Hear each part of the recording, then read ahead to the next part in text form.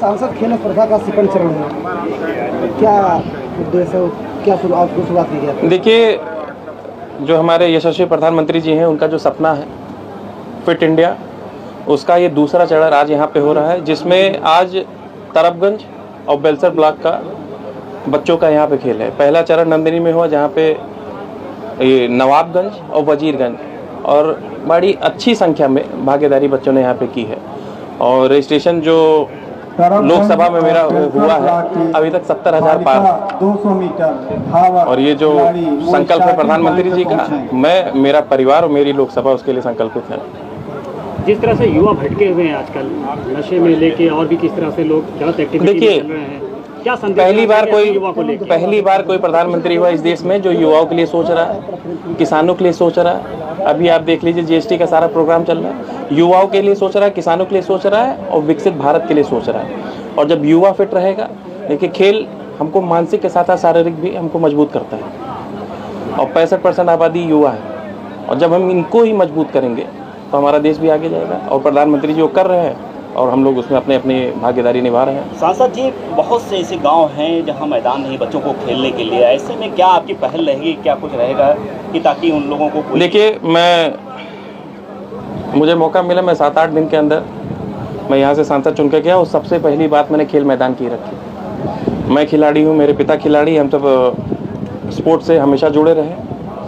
अभी आप लोग की चीज़ बताना चाहूँगा कि नंदिनी में जब पहला इसका चरण था, उसमें मेरे बच्चों ने भी भागीदारी की, और फाइनल यहाँ पे होगा, बच्चे भी रहेंगे उसमें। अभी छोटे बच्चे हैं, 7 साल 12 साल के।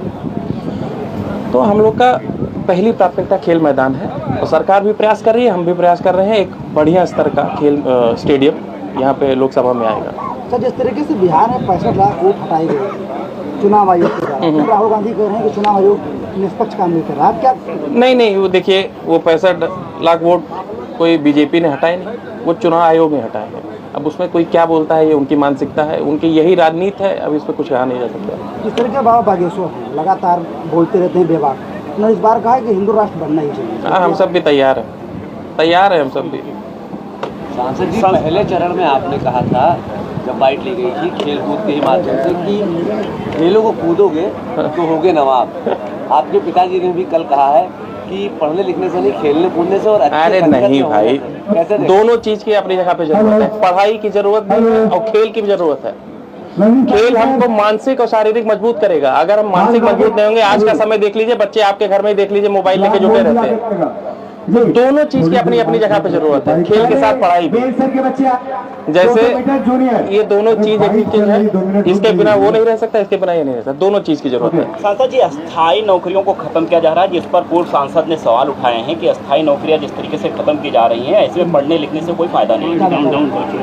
और अच्छी संगत या अच्छे लोगों के साथ रहने, इसका जवाब। अच्छी संगत माने मैं बुद्धिजीवियों के साथ रहिए, ज्ञान लीजिए, खिलाड़ियों के साथ रहिए, खेल में अच्छी चीजें सीखिए, इसका कहने का मतलब ये था। राहुल गांधी बचकाना बयान देते थे, उनको भी कुछ नसीहत दे दिए, वो भी युवा की बात करते। वो उत्तर प्रदेश आए, यहाँ से सीखे, बिहार में है, उत्तर प्रदेश आए सीखे। सर, जिस तरीके से इतने बड़े पैमाने पर फर्जी वोट जो मिले हैं बिहार से, क्या पूरे देश में ये होना चाहिए? नहीं, देखिए, ये फर्जी वोट हम लोग तो बहुत समय से देख रहे हैं, ये मुद्दा ही फर्जी है। एक मैंने पिछली बार भी कहा था कि पार्टी के खिलाफ कुछ है नहीं, बीजेपी के खिलाफ कुछ है नहीं, बिना दाग के प्रधानमंत्री, बिना दाग की भारतीय जनता पार्टी।